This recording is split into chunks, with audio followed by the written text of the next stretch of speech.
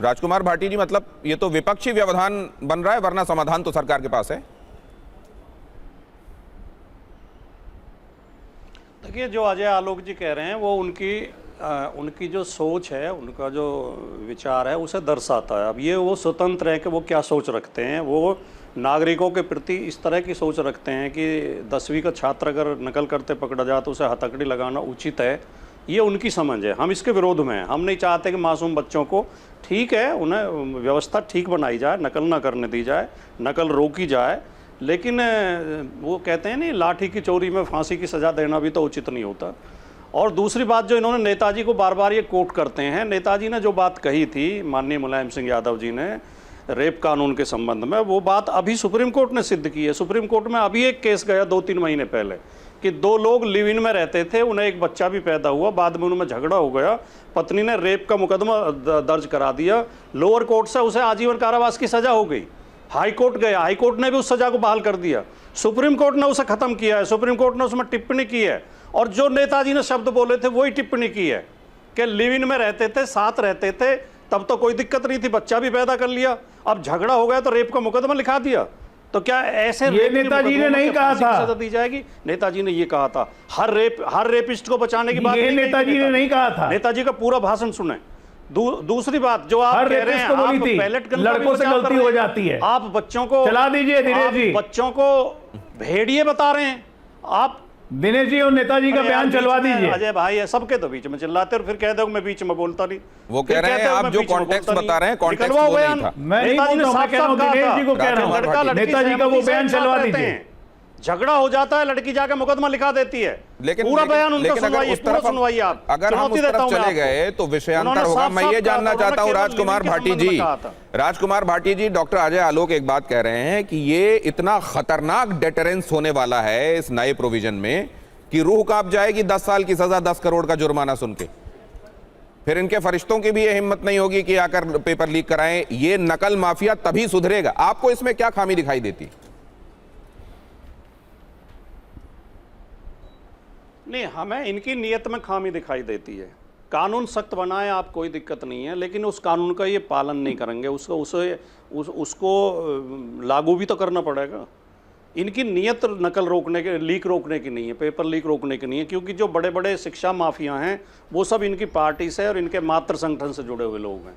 ये उन्हें बचाने के लिए तो अब 2 चीजें हो सकती हैं राजकुमार भाटी जी, करते हैं, या तो सख्ती या तो नियत वाला भी कोई मीटर हो जो ये दिखा सके रियल टाइम की किसकी नियत कैसी है, और या फिर ये देखा जाए कि ये जो प्रोविजंस किए जा रहे हैं इसका करके दिखाते हैं, ये तो बस साबित हो जाएगा। जी राजकुमार जी, एक दो केस में ऐसी कार्रवाई 10 सेकंड दीजिए मुझे। जी आपकी बात पर जवाब लेता हूं। कन्विक्शन होते नहीं है, सजा का प्रावधान कड़ा कर देने से क्या होगा? डॉक्टर अजय आलोक।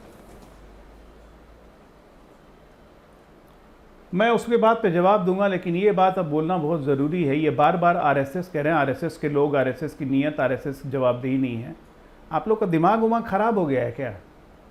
50 साल कांग्रेस अपने राज की, अपने लोगों को, कम्युनिस्टों को, देश विरोधियों तक को, एंडरसन के जैसे भगाए हुए व्यक्तियों को यहाँ पे सेक्रेटरी बना के रखी, आपके मुंह से बकार नहीं फूटा, और आरएसएस आप लोग बकवास कर रहे हैं। इस देश की राष्ट्रपति का बदला ले रहे हैं आप, की है, उपराष्ट्रपति बदला ले रहे हैं आप, इसलिए देश विरोधी लोगों को, देश का प्रधानमंत्री आरएसएस की विचारधारा का है, इस देश का गृह मंत्री भी आरएसएस का। हाँ, हम सत्ता में रहेंगे, हमारी विचारधारा के लोग रहेंगे, हमारी विचारधारा के लोग रहेंगे। आपको क्या दिक्कत है? आपको दिक्कत है तो जाइए, आपका जनता के पास जाइए, जाके बोलिए कि इस विचारधारा को नहीं एक्सेप्ट करते। हमें मुसलमानों की विचारधारा चाहिए, हमने कम्युनिस्टों की विचारधारा चाहिए, हमें इस्लामिक विचारधारा चाहिए। ले आइए अपनी विचारधारा को, लाके तो रखा हुआ था। एक बहुत असंवैधानिक और खतरनाक बात कह रहे हैं, नुकसानदायक। साफ कह रहा हूं, जाके बोलो, इसलिए कह रहे हैं जनता को बोलिए कि हमें इस्लामिक विचारधारा चाहिए, हमें कम्युनिस्ट विचारधारा चाहिए। जाके बोलिए ना, जनता आपको ले आएगी।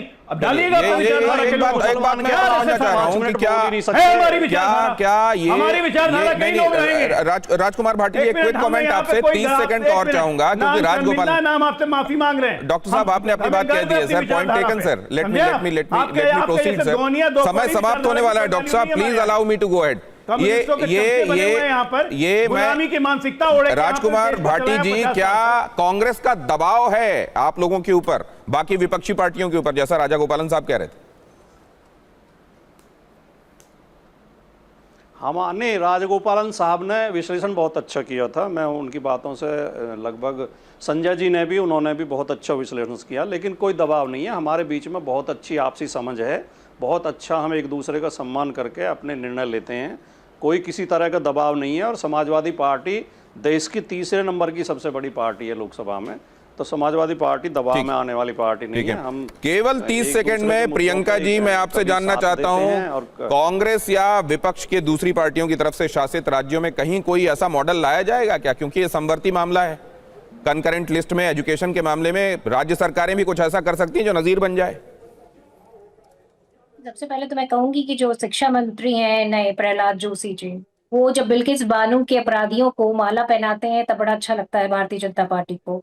तो मैं सिर्फ इतना कहना चाहती हूँ, अगर जो कानून था, जो नकल विरोधी कानून था, वो इतना अच्छा था तो पिछले 10 साल से उत्तर प्रदेश में आपकी सरकार है। मैंने सवाल कुछ और पूछा था, आपने जवाब कुछ और दिया है। क्या कोई भी पार्टी इस बात को लेकर कॉन्फिडेंट नहीं है कि हाँ हमारे पास ऐसी विजडम है जो ऐसा गवर्नेंस दे सकती है कि लीक प्रूफ सिस्टम हम बना दें? नहीं, मेरा जवाब मिला नहीं, आपने कहा नहीं थम थोक करके हाँ ऐसा किया जा सकता है। बहुत धन्यवाद करूंगा आप सबका आज की चर्चा में मेरे साथ जुड़ने के लिए। अगर ये मान भी लिया जाए कि छात्र फैक्टर जो है वो असल में पॉलिटिकल फैक्टर है, असल में कंसर्न वाला फैक्टर नहीं है, तो भी ये देखना पड़ेगा कि किसके पास सॉल्यूशन की तरफ सोचने के संदर्भ में ज्यादा इफेक्टिव बातें हैं। वो कितनी इफेक्टिव होती हैं तो देखना पड़ेगा, लेकिन अभी प्राइमा फेसी किसकी बातें कितनी इफेक्टिव लग रही हैं, फैसला आप कीजिएगा। बहुत धन्यवाद आप सभी का भी करता हूं।